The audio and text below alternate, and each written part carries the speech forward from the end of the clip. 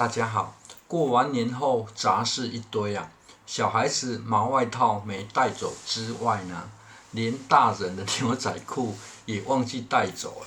这透光拍起来的感觉还不错哈，得先办个15找领。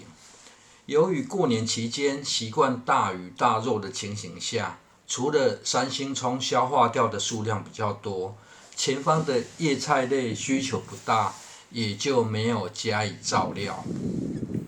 目前的菜园整理规划是由地势高的位置往下做，依据湿黏土壤的特性，地势高的位置都有再次进行垫高，避免土壤流失，就围成半封闭的菜床。封闭的空间整理起来比较快之外，优先整理的目的也是土壤经过垫高后的菜床比较容易应对湿黏的土壤问题。掀开防虫网后，内部留有收集种子的青花菜与绿梗花椰菜。刨松土壤的过程，将沟槽缩减，让两旁的土壤宽度加大。这样调整的目的是让作物更容易吃到水啊。另外，新移植进去的是结头菜，所以间距可以小一点，但是种植的位置有略往内部靠，降低叶片长大后碰触到网子的机会啊。而另一侧这剩下的几颗正在结球中的是颗子白菜。小白菜种植时间久了，在雨水不多、没有烟棚杀虫的效果下，不建议进行连作，避免跳虫肆虐。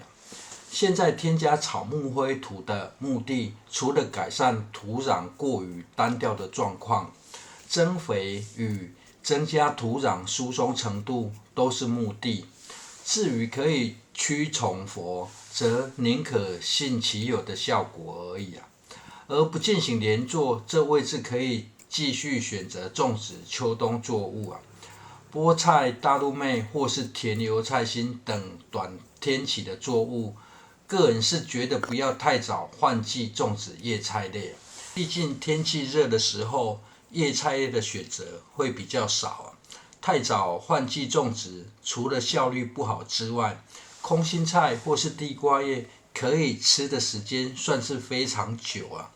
对于土壤要求也比较低，更可以晚一点再种植就好。另外，中央区地势也比较高，这内部的半天蒜与福山莴苣生长状况算还不错了，只是不知是否因为天气太冷，或是经过连作后呢，百日草生长开花的状况不甚理想，因此在已经采收掉的结球莴苣位置，也帮土壤增加一点草木灰土。关于草木灰，虽说钾肥的效果不错，但对于叶菜类还是建议以氮肥为主会比较好。氮肥的效果对于叶菜类会有嫩化的效果，而草木灰在葱姜蒜等长天期的作物效果算是会比较明显啊。以上是简单调整地力的方式。而在这一旁很像葱蒜的作物则是洋葱啊，受到台风的影响，生长的速度比较慢。洋葱的种法跟其他作物比较不同，这等采收时再将影片集结起来，一次呈现种植过程。毕竟这现在才要种植，时间有点晚了。而这是利用在长假前在后院进行撒种育苗的福山莴苣、初秋及高福高丽菜。撒完种后浇水就可以先让它自行生长。防虫网内部的结头菜、花椰菜与高丽菜都已经采收完，过年前则已经补上青花笋为主的作物，让青花笋集中在后院，以方便采收。这也是为何前院的青花笋不急着盖网，有点意兴阑珊的原因。这些幼苗近日会开始移植，先浇透水，除了方便移植，也可以让网子内的青花笋加速生长。至于隔壁小黑为何叫它却没有反应，可能是它发现环境变得不一样。这棚架上方的结构已经大都拆除，因为多了牙管可用，打算将棚架重新进行搭设了。毕竟已经用了好几年，真的是时间久了，材料就会自动出现的写照。而这是以新鲜甘蔗为底，先行发酵几天后，再分别加入咖啡渣与茶叶渣发酵的现况。因为前一天才搅拌过，不容易发现发酵中的原貌。这一大桶则是比较早发酵的咖啡渣。咖啡渣可以采用堆肥的方式直接进行发酵，而咖啡渣的效果是以氮肥为主啊。这使用在叶菜类种植的效果会比较明显。现在使用虹吸管将桶内的发酵液吸出呢，利用虹吸管可以不用先捞出底下的残渣。天气冷的话，这样会比较省事啊。而前院的蓄水池也是利用虹吸管连接水管，将灌溉河道的水吸进来。当启动虹吸时，就可以免动力，自动让水源源不绝流入了。至于这防虫网内的高丽菜，试采一颗尝鲜后，这对牙口不好的长辈并不讨喜啊。比较爽脆口感的品种，直接被说是浇太少水了。而这种植位置旁就有水池，土壤一直保有湿度了，应该不是水分不足的原因。虽然包覆的已经非常多层了，但是感觉成熟度还不够啊。因此再增加一点咖啡酵素，尝试嫩化的动作。高丽菜种植后期反而别使用草木灰，而要以氮肥为主会比较好。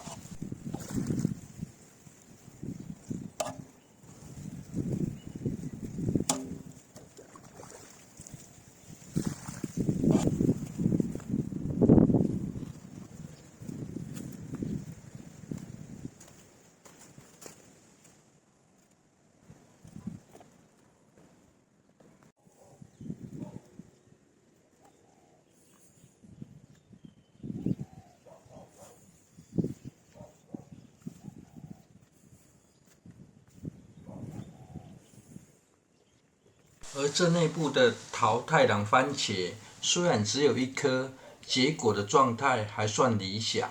过往的经验明明觉得番茄只要种几颗就够吃了，我婶婶还拿了40颗的小番茄幼苗给我，感觉真的这样种的话，应该是种来养鸟的吧。至于四季豆已经有后期的状态，整理过程则是在土里埋下草木灰土，做最后的追肥。影片最后则是要帮下方的菜地做简单浇水追肥。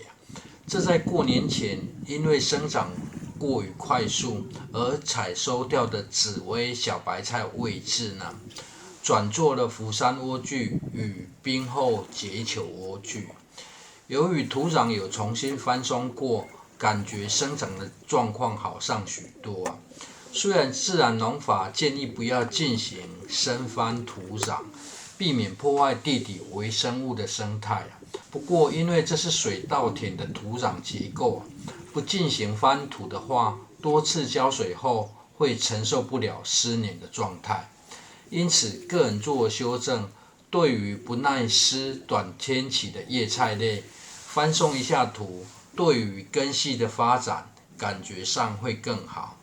而这冰后结球莴苣的长相，目前看来比传统的结球莴苣叶片更深之外，似乎比较细嫩了。不过这还得等结球后呢，才有办法看出更大的差别。另外一旁则是修剪完毕后的田油菜心啊，因为种植采收的时间比较久，目前土壤的状况已经黏住不透气了。不过由于田油菜心对于稻田土壤算是适应良好因此修剪后呢，此区块就使用咖啡渣酵素进行测试效果。上方小区块则是已经使用综合酵素，另外一旁则会使用草木灰或是茶叶渣酵素这两种的主要成分都是补充钾肥为主。会这样尝试是田油菜心好吃的是菜梗，而不是菜叶最后一旁防虫网内的则是结头菜与娃娃菜，生长的状况算是非常理想。地力的展现就跟种植前杂草生长的非常旺盛一样。这也是说，整地时若是杂草生长旺盛，别就望草兴叹因为除草后的种植可以省掉不少施肥的麻烦。不过新整好的菜地建议种植高大的作物，这样要再次进行除草会方便许多。